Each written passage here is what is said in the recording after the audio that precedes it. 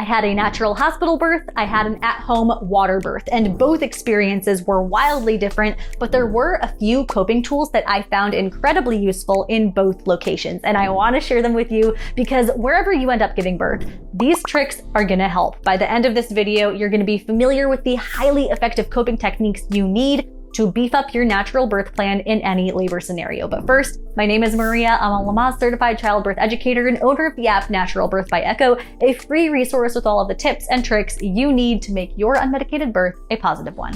Okay, the first pain management technique I used at both my home and hospital birth was ignoring contractions for as long as possible. The labor headspace is exhausting. It is emotionally draining to watch the hours creep by and you're still in labor, how much longer? So it really helps to simply ignore those early contractions and go about your day. For example, when I was at the hospital, I watched TV, Sam and I walked the halls, we hung out, and for the first few hours of contractions, I didn't even tell anyone that I was feeling anything. It wouldn't have made any difference, and I purposefully didn't want to make it a big thing. It really helped my headspace. The hours went by a lot faster, and I was able to save my mental energy for transition where I really needed it. I did the same thing at my home birth with my second baby. I spent early labor making coffee and muffins for the birth team. I got some breakfast, I chatted and laughed with Sam, and my already very short labor felt even shorter. It was over like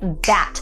Not only did it feel shorter because I was keeping myself distracted, but my contractions felt less intense as well because it's a mindset thing. When you don't play into the drama, labor really is much more manageable. Of course, there comes a time where you can't ignore it any longer, but until then, just go about your day as usual. Okay, the second thing that I had to have both at home and the hospital was darkness. Just turning the lights off is powerful. When your eyes are exposed to darkness, you begin to release the sleep hormone melatonin. Melatonin is also highly effective at reducing pain. It's actually so useful that they're starting to use melatonin in clinical settings for pain management, but you can make your own melatonin just by dimming the lights. Now, keep in mind that the minute your eyes are exposed to light, melatonin production stops and pain goes up.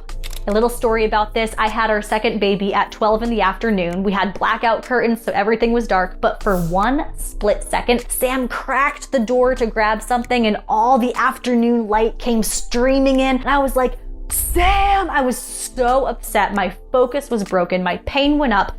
But fortunately, baby Colby did arrive just a few minutes later, so it was fine. But trust me, Sam did not do it again. So dim the lights to increase melatonin and naturally lower pain. Okay, the third coping tool that helped both at my home and my hospital birth was physical touch. And it's funny because I am not a touchy-feely person. This is not my love language, but for whatever reason, feeling my husband's hands on my back and on my hips during labor is so soothing. It gives me strength. I stay more calm. And the reason for this is oxytocin.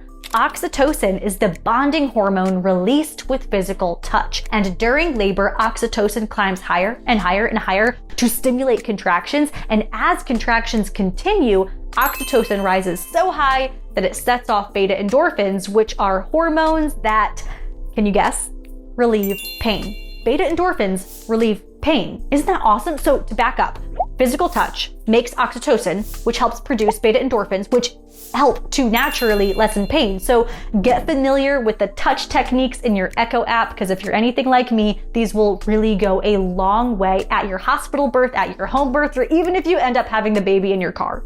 Okay, the next tool I found incredibly helpful is the one you cannot miss. Seriously, if you take just one thing away from this video, let it be this: relax.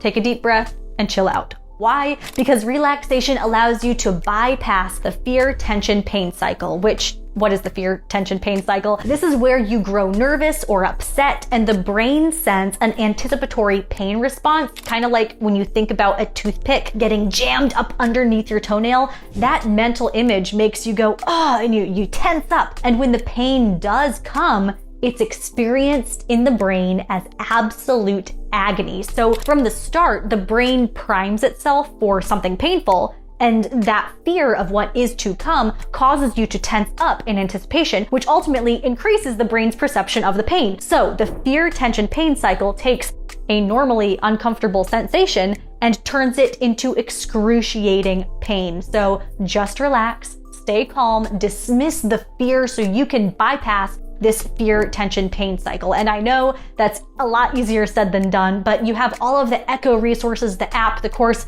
you're gonna do great. My aunt had twins without so much as a Tylenol for the pain. And you know what she said? It wasn't that bad. I have a high pain tolerance. It was nothing. She's just not afraid of the pain. She stays relaxed, and her brain does not have a bad reaction to the discomfort. So she experienced an objectively really difficult vaginal twin birth, and her brain just didn't process it as painful because she was so relaxed. So take a deep breath, use the relaxation tools from the Echo Natural Birth course, and have an awesome birth. I hope this helps. Remember that there are a lot of mistakes that mamas make when preparing to labor without an epidural, so check this video out right here to make sure you're not doing any of them, and I will see you next time.